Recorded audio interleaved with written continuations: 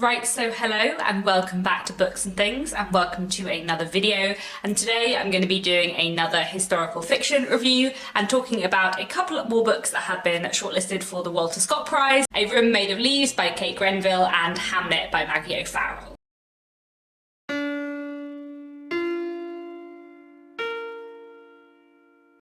As you will know if you've been watching some of my videos lately, I have been following along with the Walter Scott Prize for Historical Fiction and reading along with the long list and the short list. So these two books I'm going to talk about today have both made the shortlist, and both of them I really enjoyed, although not quite as much as The Dictionary of Lost Words by Pip Williams, which is still my favourite pick to win. But anyway, I want to review these two books today, and then I will have a little gap in my Walter Scott Prize reviews because in May I'm going to be focusing on the 1900 to 1950 readathon that I am hosting, and then towards the beginning of June I will finish up the last book I'm going to read on the shortlist, which is The Tolstoy Estate. I'm not going to read The Mirror and the Light because I have not read the previous books in the series. I think after that I'll have 3 left from the long list as well, so I'm going to try and read 1 or 2 of them at the beginning of June before the winner is announced on the 12th of June. But today I'm going to be talking about Hamlet and A Room Made of Leaves. So let's start off with A Room Made of Leaves by Kate Grenville. I'm not going to hold this up the whole time. I read it on my Kindle, hence the black and white cover. This is what it looks like in colour. A Room Made of Leaves is set in the late 18th century and the early 19th century, and it follows the life of Elizabeth MacArthur. Elizabeth MacArthur is a real figure in Australian history. She was the wife of John MacArthur, who was a very key figure in kind of early sheep farming, and is a very important figure within Australian history. I feel like if I was from Australia I would have heard of him a lot, but I'm not, and I haven't really. But he sounds like a fairly interesting figure, and his wife was too, though we don't know too much about her. And in this novel, Kate Grenville kind of fictionalises Elizabeth MacArthur's life, using kind of the letters and information we do have about her, but also embellishing a lot, of course. And she writes this story about Elizabeth MacArthur's life from her childhood growing up in England as the daughter of a farmer, her getting adopted by a clergyman family, her ending up marrying this somewhat like kind of roguish man, John MacArthur, who she doesn't really love, and they don't get on very well. And it follows what happens when she is forced by him to move with him to Australia, which was then mostly a prison colony, and it follows their lives there, kind of establishing themselves and their very complicated relationship. There was quite a lot that I really enjoyed about A Room Made of Leaves. I really enjoyed the writing style. I will definitely, I think, read more by Kate Grenville in the future. It's written with very short chapters, and there was something about that style and the method of storytelling used there which I really enjoyed, and made it a really easy, kind of accessible read. I also really enjoyed the characterisation. Elizabeth is a really interesting character in this novel, as are many of the other characters she interacts with. John MacArthur is a really interesting character too, and I feel like the way he is drawn is very well done, because he's not a likeable man at all, but there are moments where Elizabeth gets kind of closer to understanding him, which I think are quite well drawn. Like, I think it would have been quite easy to create him as a fairly 2D character who's just sort of very horrible and unpleasant, and cunning and selfish, but actually, yes, he is all of those things, but also there are more complicated things at play there, and I think the writing kind of gets to the heart of him as a person, and he does feel like a real figure, which I enjoyed. I also found it very historically interesting. I'm quite interested actually in kind of the history of late 18th and early 19th century Australia. It's something I'd quite like to read a history book about, actually, because I have read quite a lot of novels set in that time period, but I haven't really read anything non-fiction about that time period. There were some really powerful moments in A Room Made of Leaves as well, and I feel like the way it explores marriage and the kind of position of women at this time was really interesting, but I didn't completely love it. I would say it's more like a 3.5 star, 4-star read than higher for me. I did really enjoy it, but I feel like for me, either the pacing wasn't quite right or it didn't focus on the things that I wanted it to focus on. So there were a few bits that I found really interesting about Elizabeth MacArthur's relationship with her children, but there's actually very little of that in the book, and I could have done with a little bit more of that. And I also felt that I was expecting more of it to be about Australia, and actually there's a lot about her early life before she gets to Australia. And I felt like when it got to the end, it didn't feel like there was a reason for that to be the ending point. Like, I felt like it could have gone on a lot longer and explored even more of her life. And the other thing I could have done with a bit more of is that there was some explanation of kind of the relationships between and interactions between settlers and Indigenous people in Australia, but it was all quite near the end and there wasn't very much of it, and I feel like I could have done with a lot more of that, and I feel like if the book had focused on that a little bit more in the second half, that would have been really interesting. So I really enjoyed the book, but I felt like its focus wasn't necessarily where I wished its focus had been, which I think is more as a personal thing. Like, it was still a really enjoyable read, and I would like to read more by Kay Grenville in the future, as I said, but I didn't love it quite as much as some of the other books on this long list. Next, let's talk about Hamlet by Maggie O'Farrell, which I really, really enjoyed. Did I love it as much as everyone else? I think probably not, but I also really liked it. It's one of these books where I feel like it's been very much overhyped. But not necessarily like it's been overhyped about the quality, but it's been overhyped about like the emotional weight of it. Like, I did find this an incredibly moving book, but I feel like I didn't find it as moving as everyone else found it, though I still found it really good. Anyway, let me actually talk about this book. You've probably heard of Hamlet. It's been all over BookTube and the world.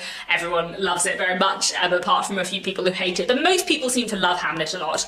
Hamlet is a fictionalised account of the life of Shakespeare's family, specifically focusing on his wife, who is usually known as Anne Hathaway, but some sources do have her as Agnes, and this book refers to her as Agnes. So we're following Agnes, Shakespeare's wife, and her three children, Susanna, Judith, and Hamlet. And we know from history and from the kind of opening kind of front page of this novel that Hamlet died very young, and this book looks at Hamlet, his illness, his death, and his family's reaction to it and their grief. But it also looks at Agnes as a character, not only her grief and her relationship with her children, but also her relationship with Shakespeare in kind of the early days of their marriage. And Shakespeare kind of is a figure in this, but he's not like massively at the forefront always, though he is quite an important character. However, I feel like explaining this book in terms of its relation to real historical events doesn't necessarily explain it fully, because it also has a real like fairy tale vibe to it,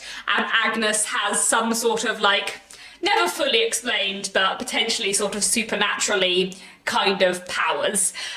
There's something very fairy tale about it. To be honest, what it reminds me most of is Once Upon a River by Diane Setterfield. I think there's a very similar writing style and very similar kind of storytelling fairy tale vibe to it, though I do not love it nearly so much as Once Upon a River, but it has a kind of similar storytelling technique to it. So I think if you enjoyed Once Upon a River, you'll probably like Hamlet, and vice versa. There was a lot in this that I really, really loved. It is beautifully written. I really must read some more by Maggie O'Farrell. I have read one of her other books, The Vanishing Act of Esme Lennox, which I read when I was like maybe 16, I don't know. I think it's been a good 10 years. I do not remember it that well, but I would like to read more by her.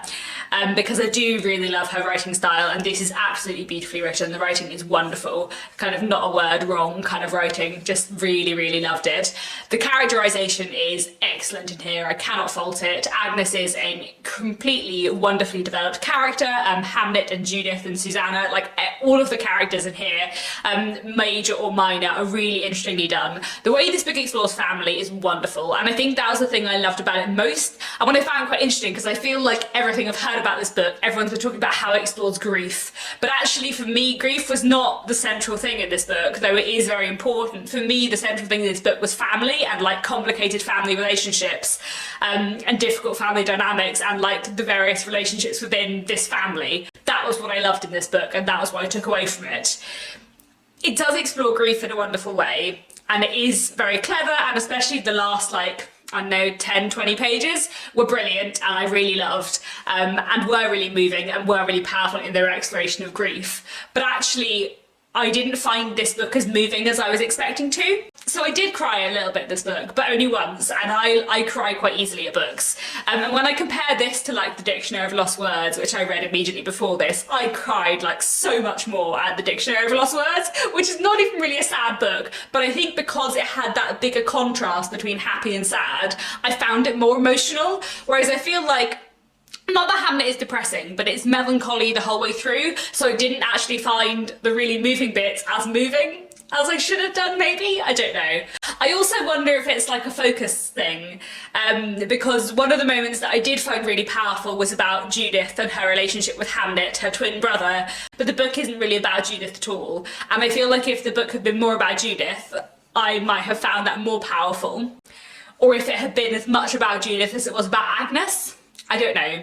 I did find Agnes a really fascinating character, but I feel like I didn't get fully into her head because of that sort of fairy tale, there's something supernatural going on about her thing, which I really liked in many ways, but I also felt like it meant I didn't get quite as close to Agnes as I could have done. And then another thing I wanted to say about Hamlet, which I've heard a lot of people say that they really like, is that Shakespeare is never named in this book at all. So whenever Shakespeare appears, he's never Shakespeare, he's never William or Will, he's always like Hamlet's father or Agnes's husband. And I found that a bit weird. Like, I get why Maggie O'Farrell didn't want to have the word Shakespeare on every other page. I entirely understand that. But he could have just been called William or Will throughout, and that would have been fine, because actually for me, it felt like very contrived to get around saying his name, and therefore it like was almost more noticeable in the narrative than if it had just had his name. And I felt that that was a slightly strange device that I didn't feel was very necessary. But you know, that's a very minor point, and I know a lot of people have really enjoyed that element of it, but I felt like he could have just been called Will and it would have been fine. Basically what I'm saying is I really, really enjoyed Hamlet, but it didn't like knock me on the floor with emotions, which I feel like it's done for everyone else. But you know, maybe that's just me. And maybe again, if I hadn't read it immediately after reading the Dictionary of Lost Words, which I adored so much, I would have like loved it even more. But I suppose because I'm reading all these books for the Walter Scott Prize and kind of comparing them against each other, and while this would be my second pick, my second favourite choice to win, the Dictionary of Lost Words is still like way at the top and I adored it. But this was very excellent too. I feel like Hamlet is definitely not overhyped in terms of the quality. This is a brilliant, superbly written, wonderful book that I think many people will really, really love. And I did really love it. It did, but it didn't knock me out emotionally in the way that I was expecting it to. But I still did really enjoy it, so I would heartily recommend it. But I feel like I was expecting it to like make me cry for days, because that's the impression I've got from everyone else's reviews, and it didn't. But you know, still a wonderful book. There we go, 2 more books from the shortlist for the Walter Scott Prize. So out of the 5 books on the shortlist, I've now read 3 of them: Hamlet, A Room Made of Leaves, and the Dictionary of Lost Words.